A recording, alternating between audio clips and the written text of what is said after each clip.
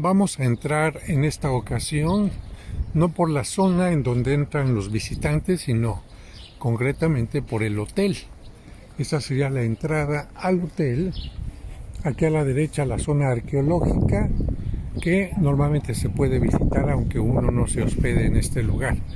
Pero vamos a entrar por el hotel, que alberga de distintos peregrinos, tiene un espacio para los autobuses, y vamos a entrar al lobby en este momento.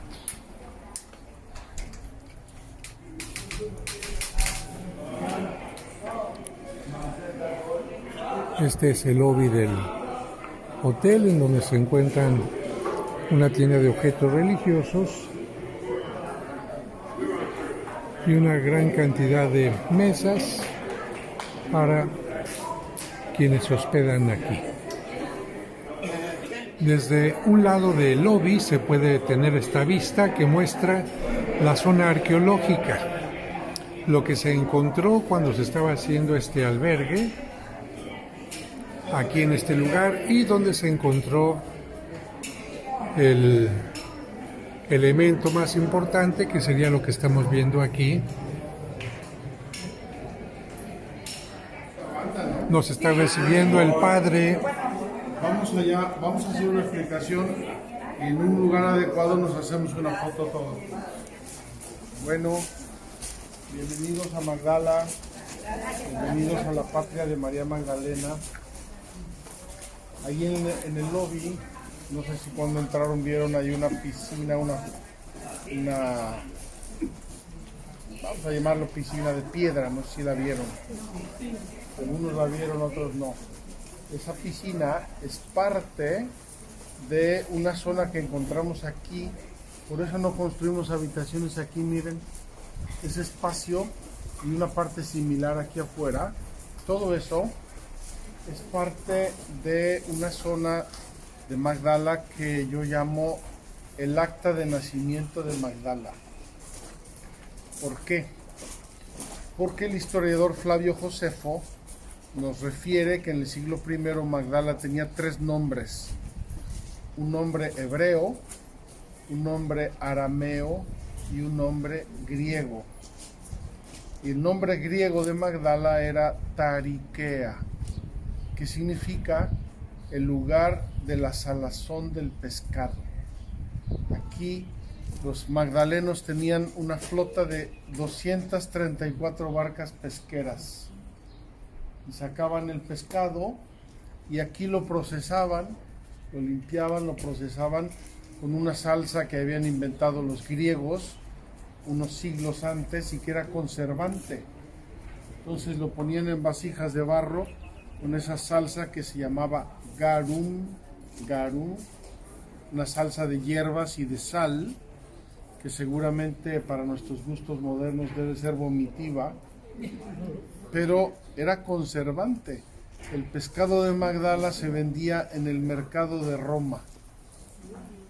Imagínense nada más. Entonces, cuando descubrimos esto, con el texto de Flavio Josefo, el historiador, que refiere eso, dice, mire, ya encontramos el acta de nacimiento de Magdala, ¿verdad? Bueno, aquí hemos encontrado muchas cosas y el pueblo llegaba hasta el pie del monte. Si ven exactamente al pie del monte se encuentran ya las primeras ruinas del pueblo, y más o menos desde aquí, desde el edificio hasta la base del monte, todo lo que vemos, hasta el mar de Galilea, era el pueblo de Magdala. Dice Flavio Josefo que tendría unos 40,000 habitantes. Ayer estuvo aquí un sacerdote español muy conocedor de la historia, de la teología, de la Sagrada Escritura, y me hizo una reflexión que yo no sabía. Él dice que en tiempos de Cristo, seguramente Magdala era la ciudad más importante de Galilea. No lo debería yo decir porque parece una falta de modestia, pero él me hizo muchas explicaciones de lo que era Magdala, la población que vivía aquí, todo. Y efectivamente creo que era una ciudad muy importante. Encontramos la zona de la salazón del pescado. Esto de este lado derecho era parte del mercado. Detrás de la calle hay también una zona que tiene baños rituales muy hermosos, muy importantes porque están manando ahí el agua. Y así hemos excavado otras 2 o 3 zonas que eran residenciales, casas de la gente de la época. Hay una que me gusta mucho porque era una casa de pescadores. Allí encontramos anzuelos, encontramos unos pesos de peso que le ponían a las redes para que bajaran las redes y recogieran el pescado, en fin, y también el puerto de Magdala. Luego les voy a explicar ahí porque es muy providencial dónde encontramos el puerto de Magdala. Vamos a explicar brevemente la sinagoga. Si se corren por ahí un poquito así al lado del muro, la vemos mejor todos. La sinagoga de Magdala que recientemente la tumbó la burra. ¿Saben por qué? Porque aquí, cruzando la calle, a 100 metros de aquí o menos, hace 2 años encontraron otra sinagoga del mismo periodo. Magdala es la única ciudad antigua hasta hoy que tiene 2 sinagogas del siglo I. Bien, entonces esta sinagoga, en primer lugar, está todo el complejo completo. Esta era la sala principal y vean que era muy bella, tenía mosaico, tenía frescos, ahí quedan algunos fragmentos de pintura, ven, también en este muro y en este lado quedan otros. Está la piedra en el centro, esa piedra esculpida, luego se las voy a explicar, que era, llamémoslo, no sé si un poco impropiamente, el altar de la sinagoga, pero un altar de sacrificios. Allí colocaban los rollos de la Torá para hacer la lectura y el comentario de la Torá, de la Biblia, de la palabra de Dios. Lo ponían sobre esa piedra. Es la primera vez aquí en Magdala que se encuentra una piedra de esa índole. Probablemente las de otras sinagogas de ese tiempo eran de madera y se deshicieron con el tiempo, porque no se han encontrado. Se han encontrado más tardías, pero no de ese tiempo. De aquel lado, detrás de este muro, había otra sala rectangular que era la escuela de la sinagoga. La instrucción básica, elemental en tiempos de Jesús, se impartía en las sinagogas. Tienen ustedes que pensar que las sinagogas de ese tiempo no eran fundamentalmente lugares de oración. Eran, vamos a llamarlo para que nos entendamos, era el palacio municipal. Aquí discutían leyes, aquí se reunía la gente, aquí tomaban decisiones del pueblo, aquí juzgaban. Dice Jesús en algún momento de sus discursos, dice, os juzgarán y os azotarán en las sinagogas. Era, podemos decir, el palacio municipal, ¿verdad? Y esta en particular de Magdala está toda completa y tiene elementos muy bellos que no tiene ninguna de las otras de este tiempo, como los mosaicos y los frescos, etc. Entonces tenemos aquí una sinagoga muy bella de tiempos de Jesús y es la única de esos tiempos que se ha encontrado hasta ahora así en Galilea. ¿De qué tiempo es esta sinagoga? ¿De qué tiempo podemos referirla? Lo sabemos por las monedas encontradas dentro. Aquí encontramos monedas que van del año 5 al año 63. Es decir, de la vida de nuestro Señor y la vida de la primera generación de cristianos. De hecho, les voy a referir ahora una anécdota muy bella que me pasó aquí. Entonces, está claro de qué tiempo es, cómo era la sinagoga. Luego le vamos a dar la vuelta, la vemos por allí. Una sinagoga muy linda, muy hermosa y de tiempos de Jesús. Tenemos que hacernos una pregunta para nosotros cristianos católicos, pues muy importante. ¿Estuvo Jesús aquí o no estuvo? Tengo que decir que el Evangelio no lo dice expresamente. así como dice que entró en la sinagoga de Cafarnaún y ahí enseñó el discurso del pan de vida, entró en la sinagoga de Nazaret y ahí lo retaron sus paisanos diciéndole, ¿y este de dónde salió? Si aquí lo conocemos todos, ¿de dónde saca esta sabiduría y estos hechos y estos milagros, verdad?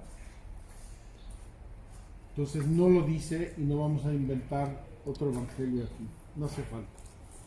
Pero los evangelios nos refieren varias veces en plural, o sea, n por 3 o por 4, por 5, por 10, no sabemos. Expresiones de este tipo. Jesús recorría Galilea enseñando en las sinagogas. Llegado el sábado, Jesús, según su costumbre, fue a la sinagoga a enseñar. Entonces lo tenemos muchas veces en Galilea, en plural. Yo digo que se necesita casi mala voluntad para pensar que haya ido a todas menos a esta.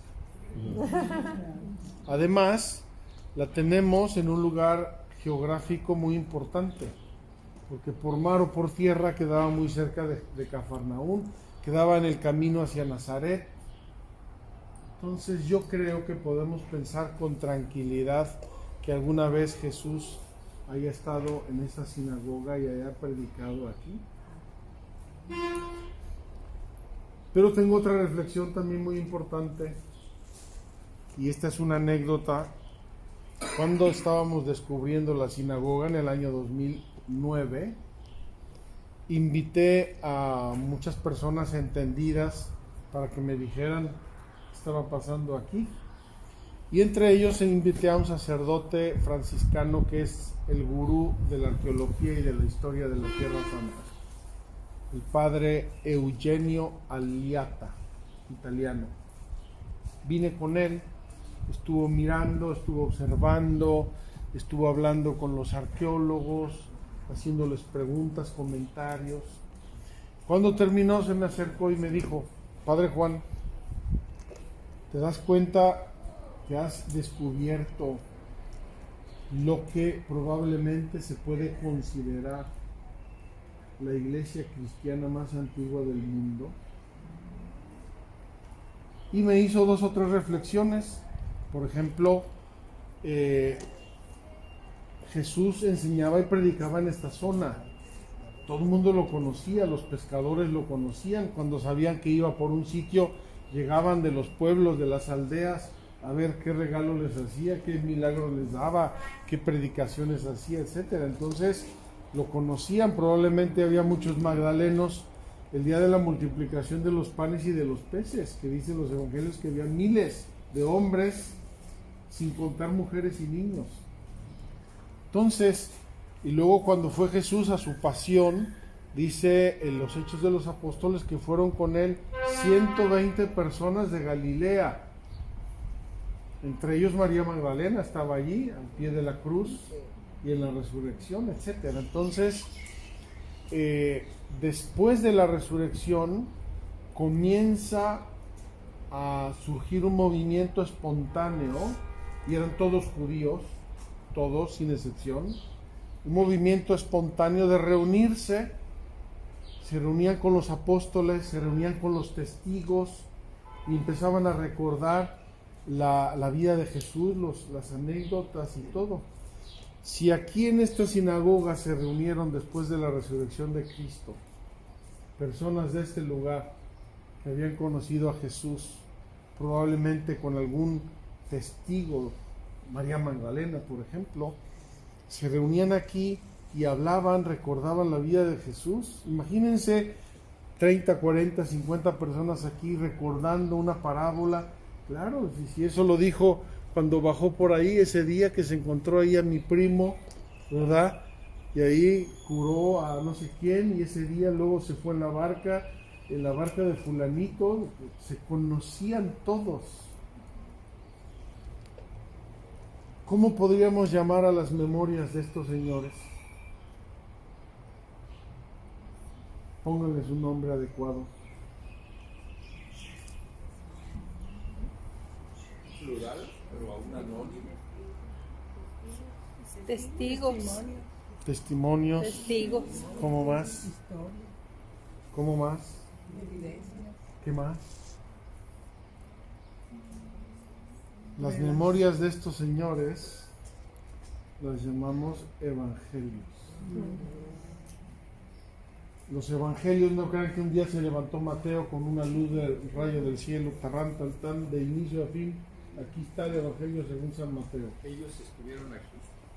Eran las memorias de las primeras comunidades cristianas bajo la guía del Espíritu Santo y bajo el liderazgo de los evangelistas.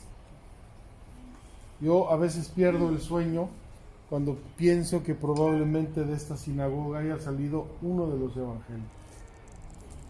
Porque esos grupitos que empezaron a reunirse espontáneamente, a recordar al Señor, a celebrar la fracción del pan, ¿verdad?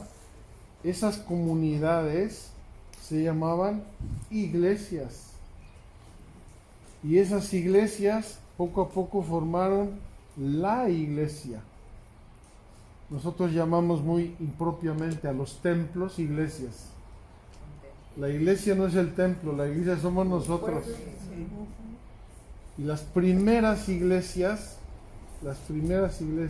se reunían aquí, eran judíos, eran seguidores de Jesús, eran testigos del Evangelio, probablemente testigos de la resurrección, y se reunían aquí recordaban la vida de Cristo, aquí celebraban la fracción del pan, aquí recibían la enseñanza de los apóstoles. Todo lo que estamos leyendo estos días en la liturgia maravillosa de la Pascua. En la liturgia maravillosa de la Pascua, ¿verdad? Pongan sus manos aquí todos sobre este muro, vamos a hacer una oración que a mí me encanta. Vamos a hacer una oración que nos conecta directamente con esas primeras comunidades cristianas y con las demás de todos los tiempos. ¿Saben cuál es esa oración? No. El credo. El credo, la confesión de la misma fe. Vamos a pensar en esos discípulos, testigos de la vida de Jesús, quizá que recibieron algún milagro de Él, que se reunieron aquí. Aquí está la raíz de la iglesia, que somos nosotros. Creo en un solo Dios, Padre Todopoderoso, Creador del cielo y de la tierra, de todo lo visible y lo invisible. Creo en un solo Señor Jesucristo, Hijo único de Dios, nacido del Padre antes de todos los siglos, Dios de Dios, luz de luz, Dios verdadero de Dios verdadero, engendrado, no creado, de la misma naturaleza del Padre, por quien todo fue hecho, que por nosotros los hombres y por nuestra salvación, bajo el cielo, y por obra del Espíritu Santo se encarnó de María Virgen y se hizo hombre. Y por nuestra causa fue crucificado en tiempos de Poncio Pilato, padeció y fue sepultado, y resucitó al tercer día según las Escrituras, y subió al cielo, y está sentado a la derecha del Padre, y de nuevo vendrá con gloria para juzgar a vivos y muertos, y su reino no tendrá fin. Creo en el Espíritu Santo, Señor y dador de vida, que procede del Padre y del Hijo, que con el Padre y el Hijo recibe una misma donación de gloria, y que habló por los profetas. Creo en la Iglesia, que es una, santa, católica y apostólica. Confieso que hay un solo bautismo para el perdón de los pecados. Espero la resurrección de los muertos y la vida del mundo futuro. Amén. Amén. Amén. Cuando vuelvan a rezar, creo en la Iglesia una, santa, católica y apostólica. Piensen aquí en esos primeros discípulos con alguno de los apóstoles como testigos de la resurrección, y así comenzó nuestra Santa Madre Iglesia. Qué hermoso, ¿verdad? Divino, divino, divino.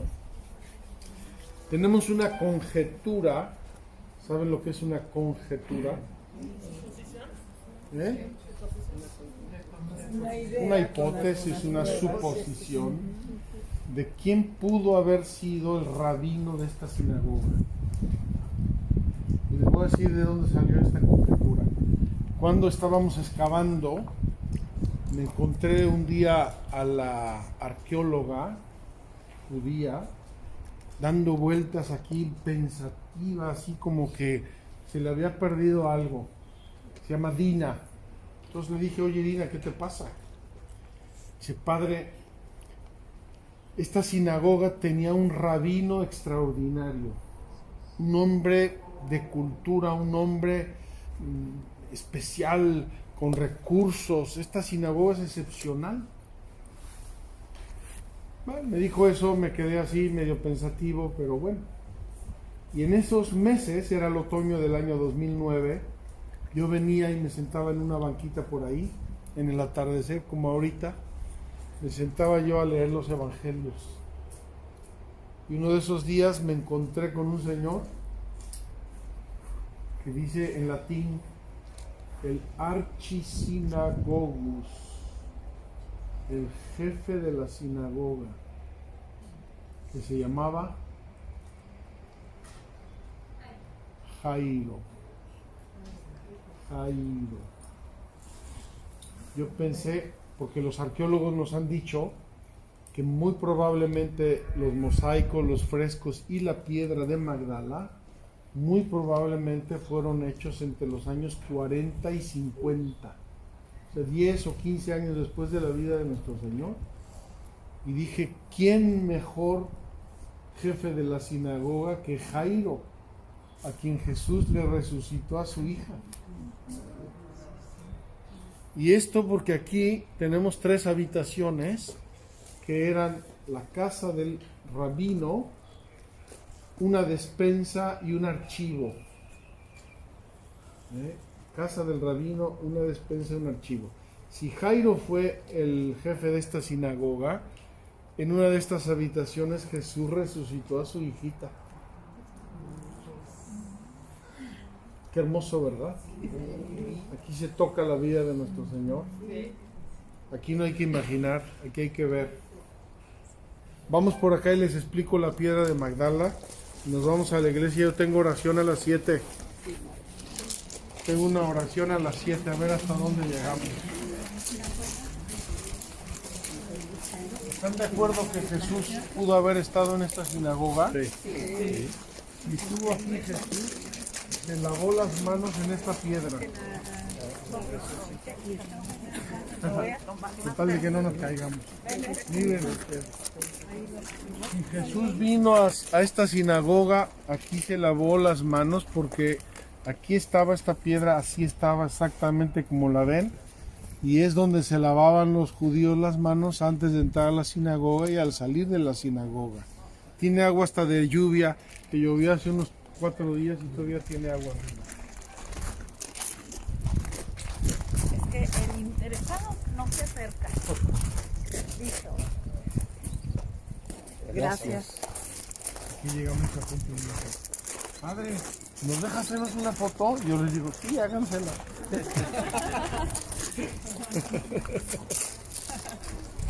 Padre, qué gusto verte. Gracias, igualmente estar Qué gusto, aquí qué gusto. y ver cómo avanzó esto tan, no rápidamente, sino milagrosamente, con mucha ayuda que has ido recabando con tus oraciones y tanta gente que te quiere. Tanta gente linda y generosa que nos han ayudado a hacer todo esto.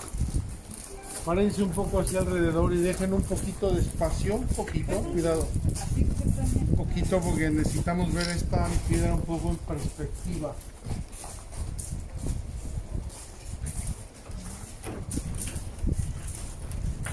Esta piedra es una réplica de la que se encontró ahí adentro y esa que está ahí adentro es una réplica de la original. Teníamos la original aquí hasta hace unos días, pero se la llevaron a un museo nuevo que hay en Jerusalén. Está bien, por lo menos nos dejaron réplicas, ¿verdad? Miren, esta piedra se ha dado en llamar la piedra de Magdala, obviamente por su origen. Es una piedra importantísima. Alguno la ha calificado como el descubrimiento arqueológico más importante de Israel. A lo mejor podríamos equipararla al calendario azteca, ¿verdad? Una cosa así muy, muy importante. Y les voy a decir por qué. Si ustedes observan, esta piedra tiene un esquema arquitectónico. Miren, 3 columnas con 2 arcos y una trave, ¿verdad? Aquí tenemos arcos, de hecho tenemos una doble arcada, una externa y una interna. Y aquí tenemos 2 columnas y un arco. Si la observan, es un mini edificio, es una maqueta. Es una maqueta. ¿De qué edificio? Del Templo de Jerusalén. Es la primera vez en la historia que se encuentra una descripción física de cómo era el Templo de Jerusalén.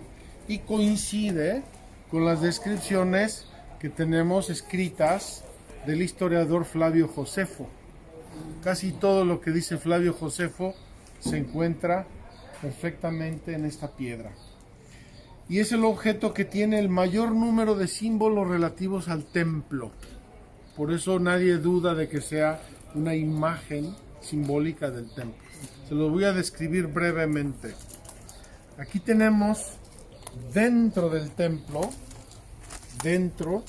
tenemos 2 ruedas, véanles el ombligo, una por dentro, una por fuera, y fuego debajo, llamaradas de fuego. Es el carro de fuego que Ezequiel vio en el templo que llevaba la gloria de Dios. La importancia del templo de Jerusalén es que Dios le dijo a David: oye, tú vives en un palacio de cedro y yo vivo en una tienda, ¿cómo es posible? Entonces David se comprometió a hacer el templo y no lo hizo él, lo hizo su hijo Salomón. Ese templo era la casa de Dios entre los hombres. Por eso era importantísimo. Y ese templo sustituyó al tabernáculo que fueron llevando durante el desierto, que tenía el arca de la alianza, el maná y el báculo florido de Aarón. Precioso, un simbolismo hermoso. Quien siguió mi peregrinación cuaresmal habrá visto un poco. Explicamos todo eso en el desierto, todo lo que fue pasando. Entonces, el templo es la casa de Dios entre los hombres, y los profetas, algunos profetas tuvieron visiones y testimoniaron que vieron la gloria de Dios. Y eso está representado aquí, dentro del templo, ¿verdad? Luego de este lado tenemos varios símbolos hermosos y muy importantes. Primero, el más evidente es la menorá, el candelabro de los 7 brazos. Y esta menorá de esta piedra es la más antigua del mundo. Se encontraron grafitos anteriores, pero esculpido en una piedra. Esta es la más antigua del mundo. Debajo está el altar del templo y luego 2 ánforas, una para aceite y una para vino. Aquí a los lados, en el primer arco, tenemos unas lámparas de aceite herodianas. Quizá ustedes no las distingan muy bien, pero significan lámparas de aceite. Nuestras lámparas del Santísimo, ¿qué nos están indicando? La presencia. Pues eso viene desde el templo de Jerusalén. Había 2 lámparas de aceite ardiendo siempre porque ahí estaba la presencia de Dios. Y era tan importante que los judíos tenían que ir a Jerusalén todos los años. Acuérdense la presentación del niño Jesús en el templo. Venían todos los años a Jerusalén para la fiesta, ¿verdad? Entonces, el templo era el centro absoluto geográfico de la religión judía. Ahí estaba la presencia de Dios. Para hablar con Dios había que ir al templo, ¿verdad? Entonces aquí están los símbolos del templo, las lámparas de aceite. Aquí hay 2 cálices y cuatro panes, estos rectángulos simbolizan panes, y era el ofrecimiento del vino y del pan. Les voy a decir una oración judía, no sé si les suene. Bendito sea Señor Dios omnipotente por este pan, fruto de la tierra y del trabajo del hombre. Oración judía todavía la hacen. Se ofrecía las ofrendas del pan y el vino, que eran los frutos del trabajo del hombre y de la tierra. Es un modo de ofrecernos nosotros a Dios. Viene desde el judaísmo. Entonces, cálices y panes. Luego tenemos aquí lo que muchas personas me preguntan, porque son un poco cursis, los corazones. Hay 6 corazones, miren, pero no son corazones, son hojas de hiedra. Hojas de hiedra. ¿Por qué? Porque la hoja de hiedra en el ambiente mediterráneo nunca se seca. Es símbolo de la vida. Poner 6 hojas de hiedra aquí encima significa que el templo estaba lleno de vida. Y eso lo había visto también Ezequiel. Dice, pasé por la puerta este del templo y me salía agua hasta los tobillos. Di la vuelta y me salía agua hasta las rodillas. Di la vuelta y me salía agua hasta la cintura. Di la vuelta y ya no podía yo cruzar de la cantidad de agua que salía del templo. ¿Ya fueron al Mar Muerto? ¿Van a ir? Se puede perder el Santo Sepulcro, pero no se pierda el Mar Muerto. No perdemos nada. Mucha gente se pierde el Santo Sepulcro, pero no se pierde el baño en el Mar Muerto. Con esa historia de que nos volvemos más jóvenes. Bueno, es una broma, es una broma. Entonces, dice la imagen del profeta Ezequiel es que salía agua del templo, bajaba por el torrente Cedrón, lo van a ver, está entre Getsemaní y el templo, el torrente Cedrón, se bajaba por ahí hasta el Arabá y entraba en el mar de las aguas insalubres, el Mar Muerto, y lo convertía en mar de agua dulce, y crecían plantas y animales, hasta plantas medicinales. Una imagen potentísima de la gracia, del amor de Dios, de la acción del Espíritu Santo, ¿verdad? Cuando vayan al muerto y lo vean bien muerto, piensen, la imagen de Ezequiel, el agua que salía del templo y saneaba todo el Mar Muerto. Nosotros somos culpables del Mar Muerto, ¿saben por qué? ¿Por qué? Porque aquí pasa un canal en nuestro terreno que de agua salada, la bombean del mar de Galilea, la sacan por un canal, la echan en el río Jordán y se va al Mar Muerto. ¿Ustedes se imaginan la cantidad de sal que pasa por ese canal cada día? ¿Cuánto se imaginan? Échenlo. ¿No se lo imaginan? No. 1000 toneladas de sal cada día. Durante millones de años, 1000 toneladas de sal han ido diariamente al Mar Muerto. Pasan por un canal que está aquí. Bueno, entonces 6 hojas de hiedra que simboliza vida. Este lugar está lleno de vida. Claro, es el templo de Jerusalén.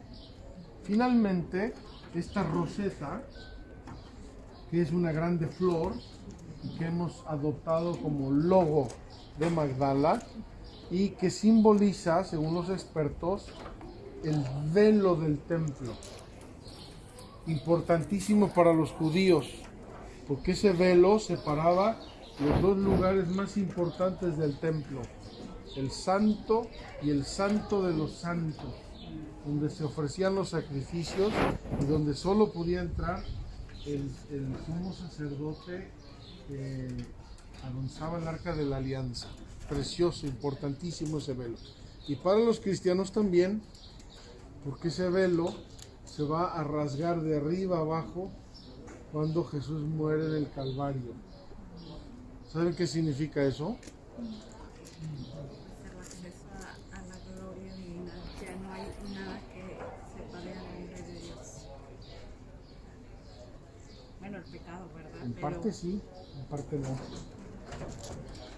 Ese día de Pascua, ahí tenía que estar el sumo sacerdote. En cambio, estaba curioseando la muerte de Jesús. Porque ya no es el sumo sacerdote. Ahora el sumo sacerdote es Jesucristo. Nosotros lo llamamos en la quinta plegaria eucarística de Pascua, sacerdote, víctima y altar. Sacerdote, víctima y altar. Cristo es todo el culto que le podemos y le debemos ofrecer a Dios. Por eso tomamos este como logo nuestro. Y además definimos Magdala como una encrucijada de la historia judía y cristiana. Porque esto era un pueblo judío, súper judío, pero aquí anduvo Cristo y aquí anduvieron los primeros cristianos. De aquí nació probablemente la iglesia, una de las primeras iglesias del mundo. ¿Sí? A lo mejor lo estoy aburriendo un poco. ¿estás sorprendido? Vamos a la iglesia y yo les voy a introducir nada más porque yo tengo un rato de oración ahora. ¿Les late? Muy bien. No se me vayan a caer en mi camino, por favor. No se me vayan a perder tampoco.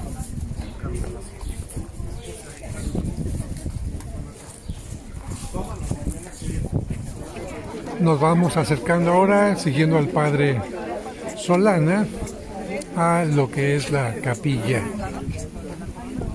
En la ocasión anterior pude grabar algo sobre la capilla, pero estamos ahora ya viendo Magdala totalmente terminada en lo que son las habitaciones, como pueden ver ahí. Sopla un viento especial, está atardeciendo, pero nos vamos acercando al lugar. En nuestro camino encontramos una imagen de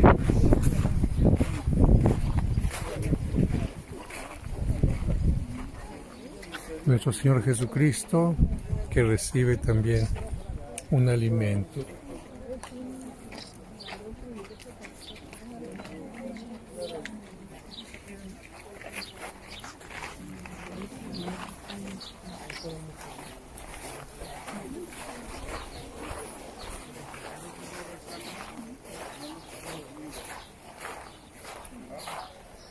Vamos a esperar que venga la banda. ¿Saben que ayer estaba aquí el artista que me hizo esa escultura de Jesús y de María Magdalena? Y también me hizo esa escultura de la Virgen embarazada. Ay, qué bonita. Estuvo aquí, es un señor de Lagos de Moreno. Anda por aquí con su familia.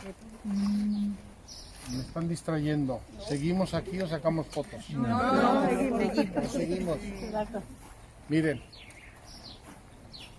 la historia de este proyecto es un poco rocambolesca. Yo vine aquí la primera vez, apenas llegado a Tierra Santa. Yo vine a ser el director de Notre Dame de Jerusalén, un hotel del Vaticano que está en Jerusalén. Y después de una semana venimos, pasamos por aquí y me dijo el padre que nos traía, aquí es Magdala, de aquí es María Magdalena, ¿sí? No nos vamos a parar, si no, no hay nada que ver. Y había un hotelito aquí rascuachísimo que se llamaba Hawaii Beach. Y nos pasamos. Entonces fuimos al primado de Pedro, ahí me quedé. ¿Ya fueron? Sí. Ahí me quedé la primera vez, hay una casa de unas monjas ahí dormí la primera noche en el mar de Galilea. Pero vamos, en las nubes, mar de Galilea, Jesucristo, bueno, no podía casi ni dormir. Me bajo en la mañanita a ver el amanecer en el mar de Galilea, precioso. Estaba yo mirándolo así, todo conmovido, y llegó un pescador con una barquita ahí enfrente de mí, y ahí empezó a lanzar sus redes. Yo dije, santo cielo, se me va a atragantar el evangelio aquí. Yo no sé cómo ni por qué, esa mañana empecé a soñar. ¿Qué haría yo aquí? ¿Qué haría yo aquí? Este lugar es espectacular. ¿Qué haría yo aquí? Estuve soñando durante meses. Y todo lo que soñé es lo que van a ver aquí dentro. Eso van a ver. El primer sueño era hacer un altar en forma de barca y ahí está, mírenlo. Sí, sí, Ahí está el altar en forma de barca. Y luego yo no sabía dónde iba a ser ese sueño. Cuando me dijeron que se vendía un terreno en Magdala y eventualmente lo pudimos comprar gracias a don Antonino, pues dije, no, el tema de la mujer, María Magdalena, todas las mujeres del Evangelio. Entonces se empezaron a pegar las piezas. Finalmente, la inspiración de esta iglesia es muy sencilla, es el inicio del capítulo 8 del Evangelio de San Lucas. Ni hagan finta de que se lo van a recordar, porque no se lo van a recordar. Cuando uno dijo eso, siempre todo el mundo hace como... Dice así, son 3 elementos. Jesús recorría pueblos y ciudades predicando el reino de Dios. Entonces, eso lo visualizamos en el altar de la barca, porque era el púlpito muy original, extraordinario, que usó nuestro Señor muchas veces. sí. El altar de la barca. Y ahí sobre el altar de la barca está el sagrario, y ahí sigue Jesús predicando, y predica mucho. Cuando entra la gente aquí siempre se llevan algo, siempre. Entonces ese es el primer elemento. Segundo elemento, lo seguían los 12. Y van a ver que están las 12 columnas, con 12 íconos, los 12 apóstoles, incluido Judas, porque aquí estaba y no lo podemos arrancar, ¿verdad? Y tercer elemento precioso, lo seguía un grupo de mujeres que habían sido curadas por él de enfermedades y espíritus inmundos, entre ellas María la Magdalena, de la que había expulsado 7 demonios, Susana y Juana, la esposa de Cusa, el administrador de Herodes, y otras muchas. ¿Qué significa muchas? Muchas no son algunas ni varias, son muchas.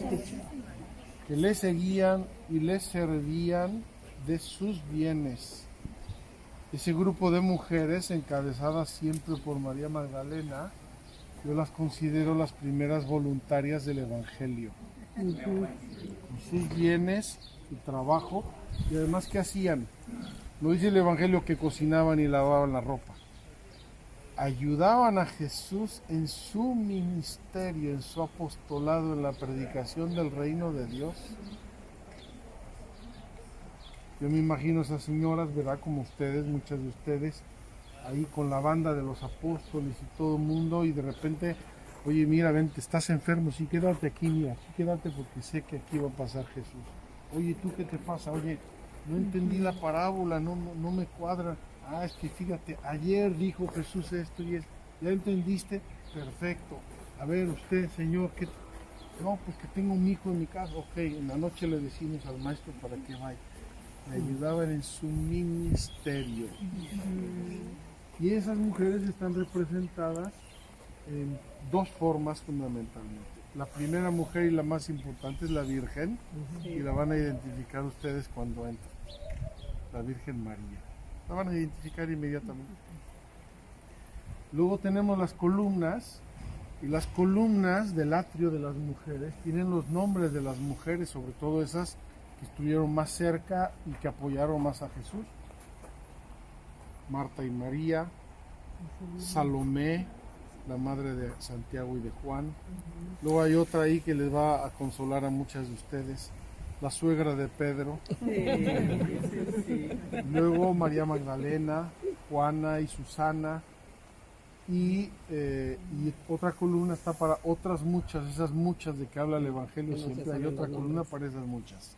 Pero hay otra columna que no tiene nombre. Y esa es para ustedes. Les voy a decir por qué. Siempre que entro yo a ese atrio con grupos de peregrinos, no importa la edad, no importa la proveniencia, no importa ni siquiera la religión, yo les pregunto siempre, ¿quién te enseñó a amar a Dios? 99.9% de las respuestas es mi mamá. Fíjense qué importante. Las madres son nuestras madres biológicas, pero son también nuestras madres espirituales, que nos enseñan a amar a Dios.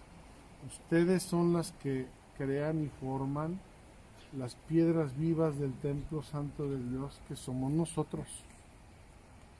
Por eso las pusimos ahí, una columna preciosísima, que es para todas y cada una de ustedes, y también para que ahí recemos por todas las mujeres del mundo, que reconozcan su dignidad, que amen su dignidad, su vocación, y sepan lo importante que son columnas de la iglesia.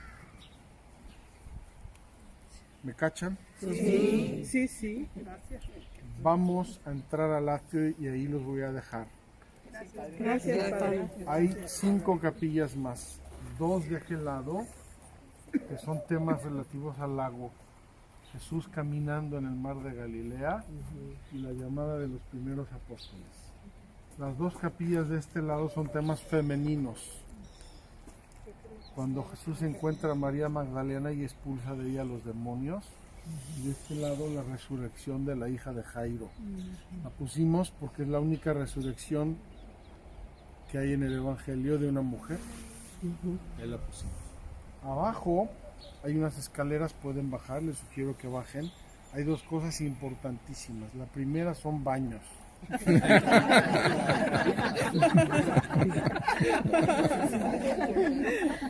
La segunda es lo que llamamos la capilla del encuentro.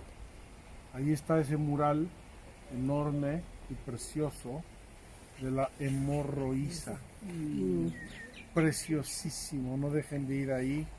Y les digo una cosa y con esto termino. Esa mujer que intenta desesperadamente tocar a Jesús es el mejor modelo que yo conozco de un peregrino, de un verdadero peregrino. El que viene a la Tierra Santa no viene a sacar fotos, no viene a comprar souvenirs, no viene a pasar calor ni frío ni a bañarse en el mar muerto. Viene a tocar a Jesús. Tóquenlo con su fe, tóquenlo con su mirada, tóquenlo con su corazón, porque eso es lo más importante que se van a llevar de aquí. Tienen un maestro y director que estoy seguro que les está llevando por ese camino maravilloso. Muchas gracias, Padre. Que Dios te bendiga y que siga bendiciendo esta obra. Sí, encomiéndenos mucho porque necesitamos, para que nuestro ministerio ayude a las personas a eso, a tocar a Dios. ¿Sí? Pueden pasar, véanlo todo con calma, saquen fotos, lo que quieran. Y nosotros tenemos ahora de 7 a 8 adoración. Si luego quieren quedarse unos minutos, pero supongo que ya dejé de llorar, hombre. ¿Qué hotel Vasco? Leonardo Club. Hasta aquí al lado. ¿Qué hora es? 7:10. 7:30 nos fuimos. Sí. Muy bien. 7:30 es un tiempo muy razonable porque si no se quedan sin cenar. Y acuérdense, esta tarde 3 coronitas, pero bien tomadas, para que se sienten las ideas.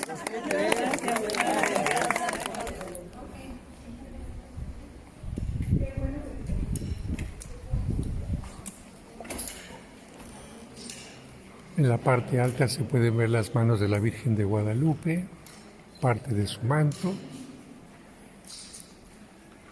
Y como nos ha explicado el Padre Solana, encontramos varias capillas a los lados. Vamos a entrar a esta que nos recuerda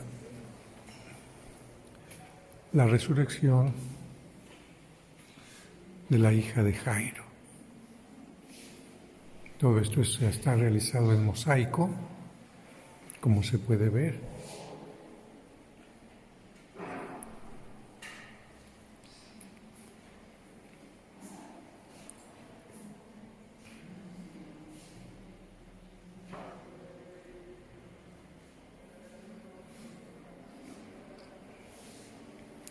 Son capillas pequeñas para grupos pequeños que vienen también en peregrinación.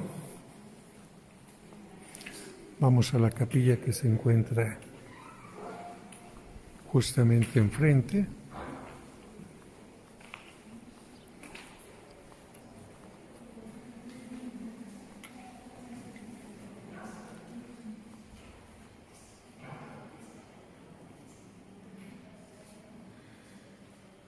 Y esta capilla muestra el mosaico donde Cristo se encuentra con María Magdalena.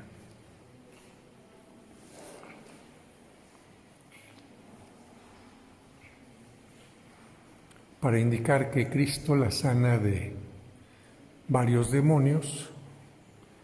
Estos demonios están representados a través de este terror que siente este perro y las serpientes que se enroscan en este árbol y van saliendo de ella.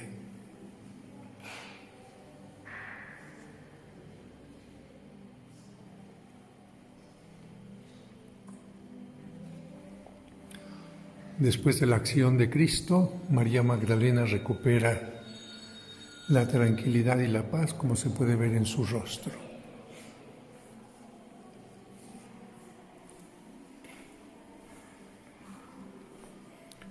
Dejamos esta capilla para irnos a la que se encuentra en el lado opuesto.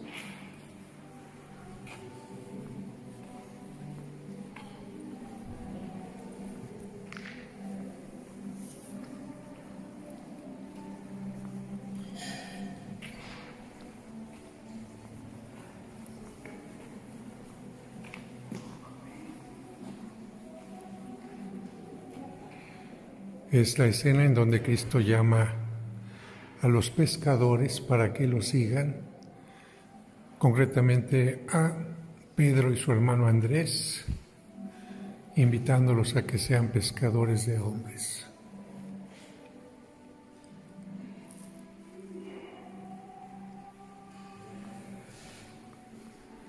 Encontramos también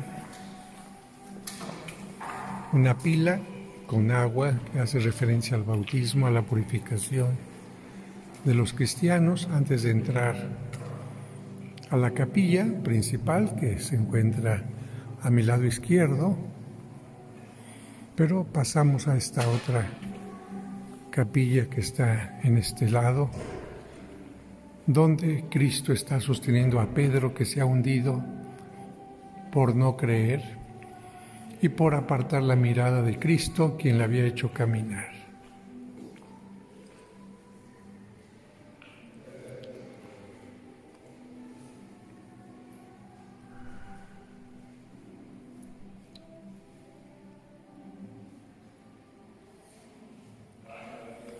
Salimos de esta capilla para entrar a la capilla principal.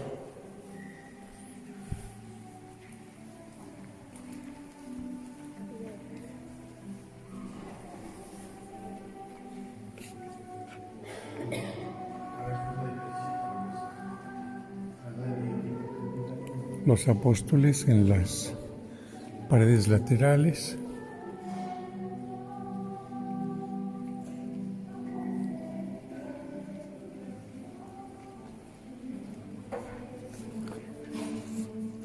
El sagrario junto a la cruz.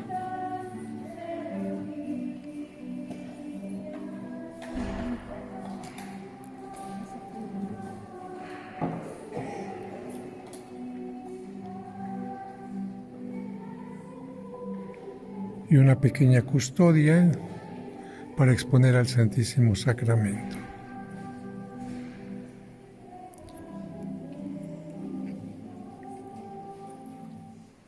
Bajamos ahora a la parte inferior para ver la capilla en donde se encuentra el mural de la hemorroísa.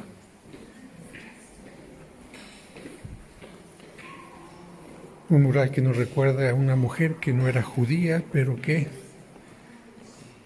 con el deseo de curarse se acerca entre la muchedumbre para tocar, aunque sea el manto de Cristo.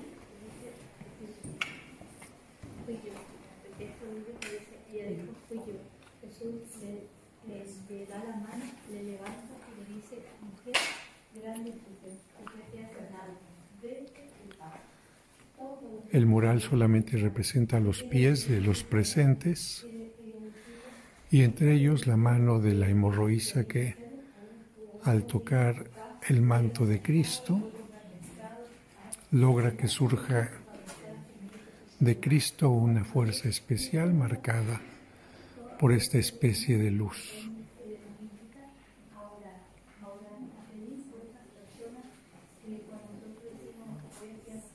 El Padre Solana nos ha dicho que la idea es que toda la gente que visite como peregrino Tierra Santa tenga el deseo de tocar a Cristo y regrese a su lugar con este sentimiento, con este agradecimiento de haber podido tocar a Cristo con su visita.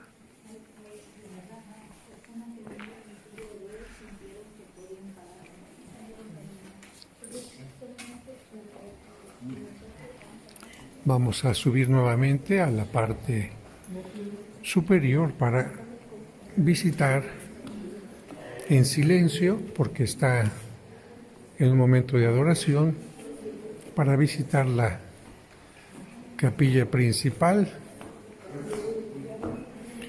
en la que no podré hacer ningún comentario.